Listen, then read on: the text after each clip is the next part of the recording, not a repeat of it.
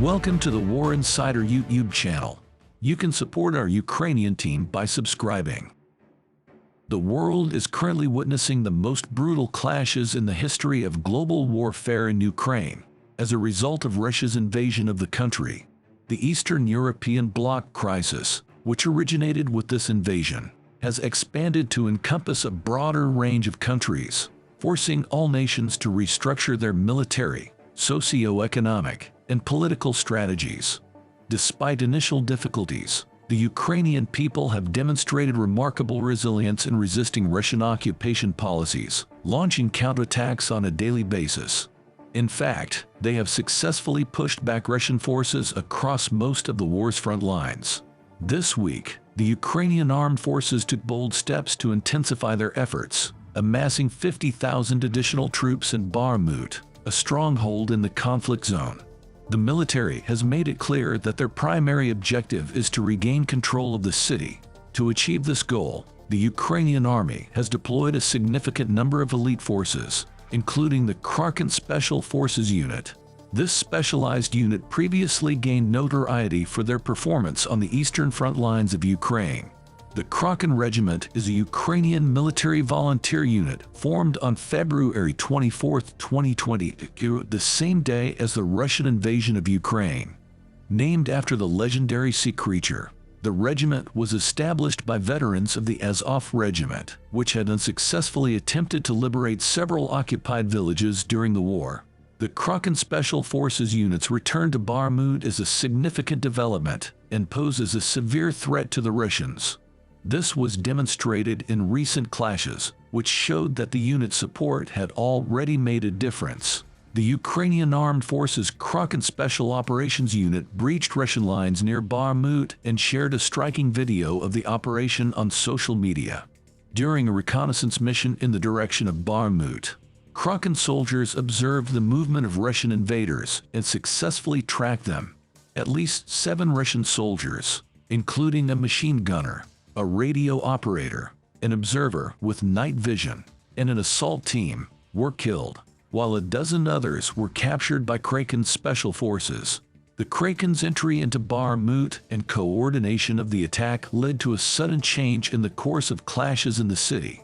This is significant because the Russian army is suffering heavy losses on other front lines in Bakhmut and the Donetsk region on a daily basis, with their casualties approaching a frightening figure of 200,000. The Ukrainians do not want to lose this advantage, especially as both sides prepare for serious attacks on or after February 24th, which marks the anniversary of the war. Intelligence reports from several countries support the expectation that the date of February 24th will be quite active. Given that the Russian occupation forces' first target is Donbass, they are likely to turn their attention to the critical frontline lines in Lugansk. The liberation of Donbass by the Ukrainians will be made much easier due to the heavy losses suffered by the Russian army. The Russian army's continuous heavy losses on the front lines of Bakhmut and Donetsk region have made the liberation of Donbass easier for the Ukrainian armed forces. As the anniversary of the war approaches, both sides are preparing for serious attacks on or after February 24th. The Ukrainian armed forces may try to avoid possible Russian attacks in critical regions, such as Lugansk and Donetsk, by carrying out surprise attacks on other fronts of the country with fewer casualties.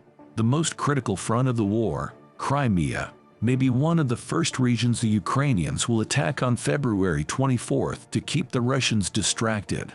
However, the Ukrainian forces must not lose their critical front lines such as Bakhmut, Ugoldar, Kreminna, and Svatovo to the Russians. Therefore, military and financial support from Western Europe and the USA is crucial. The use of tanks like Britain's Challenger 2, Germany's Leopard 2, and the USA's M1 Abrams will serve as game changers in Bakhmut.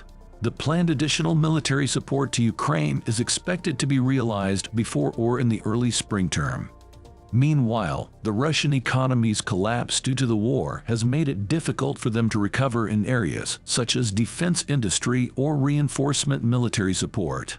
The Ukrainian armed forces have an advantage in the ongoing conflict in Ukraine, as the Russian Federation faces a difficult choice.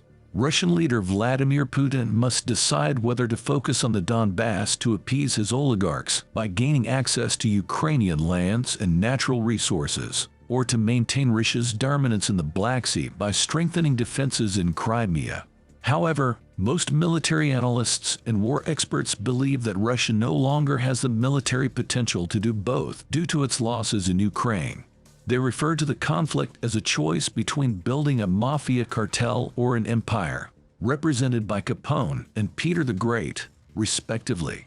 If Ukraine and its Western allies win the war, they could thwart Putin's military strategies that are primarily dictated by mafia ambitions. Despite Putin's claims that the war is to save the Russian-speaking population, it is actually about securing access to natural gas reserves and rare earth mineral deposits in Donbass. Ukraine ranks fourth in the world in terms of the total estimated value of natural resources, with an annual production value of about $15 billion and a potential total untapped value of up to $7.5 trillion. The country's vast wealth of natural resources includes Europe's largest renewable rare earth resources, such as aluminum and magnesium alloys, cerium, yttrium, lanthanum, and neodymium, used in the production of radar filters, camera lenses, and magnets. The natural gas reserves in Ukraine are the second largest in Europe, with most located below the Donbass, which could potentially yield a reward of 1.1 trillion cubic meters for Putin. Putin's leadership style has traditionally prioritized natural resources over investment in high technology and development. This has led to Russia's dependence on Western economies to acquire civilian and military high-tech equipment, as well as its focus on developing the Northern Sea route. Despite this, Putin's current military focus is on Donbass. Russian forces are targeting small industrial and mining towns, such as Bakhmut, Belogorovka, and Ugoldar, resulting in heavy losses. Putin sees Donbass not only as a reward for his supporters, but also as a way to influence Turkey and separate it from its NATO partners. Putin's economic gamble is to gain access to gas reserves and build a pipeline to Turkey for global transit. However, Putin's obsession with Donbass is a risky move, as it leaves Crimea vulnerable to Ukrainian counterattacks. Retired U.S. Army Lieutenant General Ben Hodges has stated that Crimea is strategically significant and that the war in Ukraine may be won or lost on the Crimean Peninsula, not in Donbass.